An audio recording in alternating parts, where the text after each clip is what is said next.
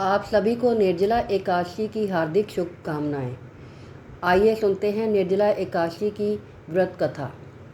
पौराणिक कथाओं के अनुसार महाभारत संदर्भ में निर्जला एकादशी की कथा मिलती है, जो इस प्रकार है। एक बार हुआ यूँ कि सभी पांडवों को धर्म, अर्थ, काम और मोक्ष प्राप्ति के लिए महर्षि वेदव्यास ने एकादशी व्रत का संकल्प करवाया। अब माता कुंती और द्रौपदी सहित सभी एकादशी का व्रत करने लगे, लेकिन भीम खाना खाने के मामले में काफ़ी प्रसिद्ध थे। उन्हें बहुत भूख लगा करती थी। उन्हें भूख बर्दाश्त से बाहर होती थी, इसलिए उनके लिए महीने में 2 दिन उपवास रखना बहुत कठिन था। जब पूरा परिवार उन पर व्रत रखने के लिए दबाव डालने लगा, तो वह इसकी युक्ति ढूंढने लगे कि उन्हें भूखा नहीं रहना पड़े और उपवास का पुण्य भी उन्हें मिल जाए। अब उधर पर आई इस विपत्ति का समाधान भी उन्होंने महर्षि वेदव्यास से ही जाना। भीमसेन वेदव्यास जी से बोले, परम बुद्धिमान पितामह, मेरी उत्तम बात को सुनिए। राजा युधिष्ठिर, माता कुंती, द्रौपदी, अर्जुन, नकुल और सहदेव यह सभी एकादशी को कभी भोजन नहीं करते और मुझसे भी हमेशा यही करने को कहते हैं। भीमसेन, तुम भी एकादशी को ना खाया करो, किंतु मैं उन लोगों से यही कहता हूँ कि मुझसे भूख नहीं सही जाएगी। भीमसेन की बात सुनकर व्यास जी ने कहा, यदि तुम्हें स्वर्ग लोक की प्राप्ति अभिष्ट है और नरक को तुम दूषित समझते हो, तो दोनों पक्षों की एकादशियों को भोजन मत किया करो। भीमसेन बोले, महाबुद्धिमान पितामह, मैं आपके सामने सच्ची बात कहता हूँ कि एक बार भोजन करके भी मुझसे व्रत नहीं किया जा सकता, फिर उपवास करके तो मैं कैसे रह सकता हूँ। मेरे उदर में व्रत नामक अग्नि सदा प्रज्वलित रहती है, इसलिए जब मैं बहुत अधिक खाता हूँ तभी यह शांत होती है। इसलिए महामुनि, मैं वर्ष भर में केवल एक ही उपवास कर सकता हूँ, ऐसा उपवास जिससे स्वर्ग को प्राप्ति भी सुलभ हो जाए और इसे करने से मैं कल्याण का भागी भी हो सकूँ। ऐसा कोई एक व्रत निश्चय ही करके मुझे बताइए और मैं उसका यथोचित रूप से पालन करूँगा। व्यास जी बोले, भीम, ज्येष्ठ मास में सूर्य वृष राशि पर हो या मिथुन राशि पर शुक्ल पक्ष में हो, जो एकादशी हो उसका यत्नपूर्वक निर्जल व्रत करो।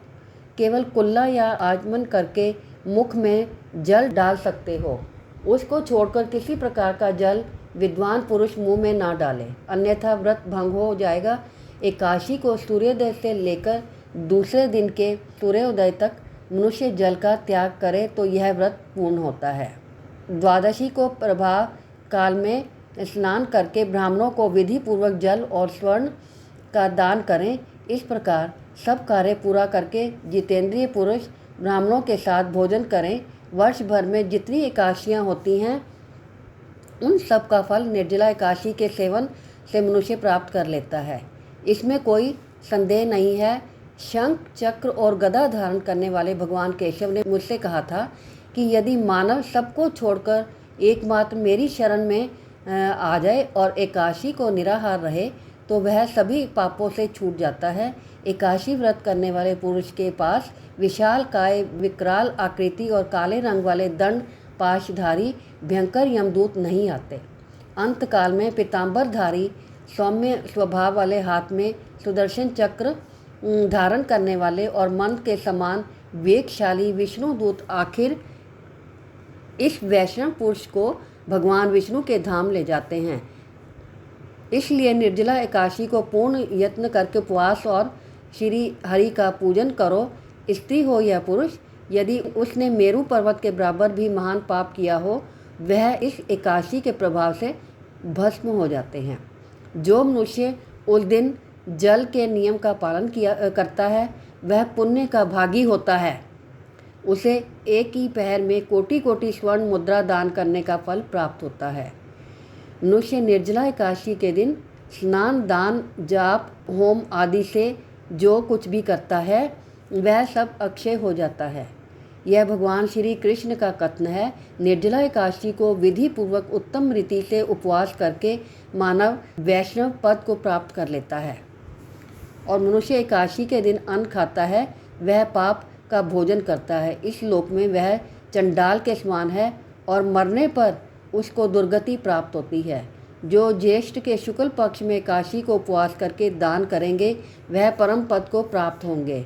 जिन्होंने एकादशी का उपवास किया है वे ब्रह्म हत्यारे, शराबी, चोर या गुरुद्रोही होने पर भी सभी पातकों से मुक्त हो जाते हैं। कुंती नंदन निर्जला एकादशी के दिन श्रद्धालु स्त्री पुरुषों के लिए जो विशेष दान और कर्तव्य विहित होते हैं उन्हें सुनो। उस दिन जल में शयन करने वाले भगवान विष्णु का पूजन और जलमय धेनु का दान करना चाहिए अथवा प्रत्यक्ष धेनु या गतमय धेनु का दान करना उचित है। पर्याप्त दक्षिणा और भांति भांति के मिष्ठानों द्वारा यत्नपूर्वक ब्राह्मणों को संतुष्ट करना चाहिए। ऐसा करने से ब्राह्मण अवश्य संतुष्ट होते हैं। उनके संतुष्ट होने पर श्री हरि मोक्ष प्रदान करते हैं। जिन्होंने श्रम, दम और दान में प्रवृत्त हो श्री हरि की पूजा और रात्रि में जागरण करते हुए इस निर्जला एकादशी का व्रत किया है, उन्होंने अपने साथ बीती हुई 100 पीढ़ियों और आने वाली 100 पीढ़ियों को भगवान वासुदेव के परम धाम में पहुंचा दिया है।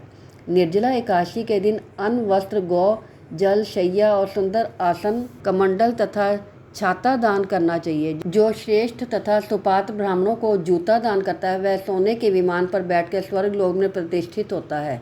इस एकादशी की महिमा को भक्तिपूर्वक सुनता या उसका वर्णन करता है वह भी स्वर्ग लोक में जाता है। चतुर्दशी युक्त अमावस्या को सूर्य ग्रहण के समय श्राद्ध करके मनुष्य जिस फल को प्राप्त करता है वही फल इसके श्रवण से भी प्राप्त होता है। पहले दंत धावन करके यह नियम लेना चाहिए कि मैं भगवान केशव की प्रसन्नता के लिए काशी को निराहार रहकर आचमन के सिवा दूसरे जल का भी त्याग करूँगा। द्वादशी को देवेश्वर भगवान विष्णु का पूजन करना चाहिए।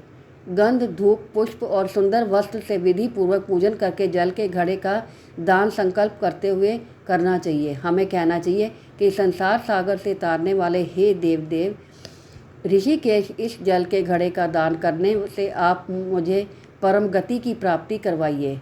भीमसेन ज्येष्ठ माह के शुक्ल पक्ष की जो शुभ एकादशी होती है उसका निर्जला व्रत करना चाहिए। उस दिन श्रेष्ठ ब्राह्मणों को शक्कर के साथ जल के घड़े का दान करना चाहिए।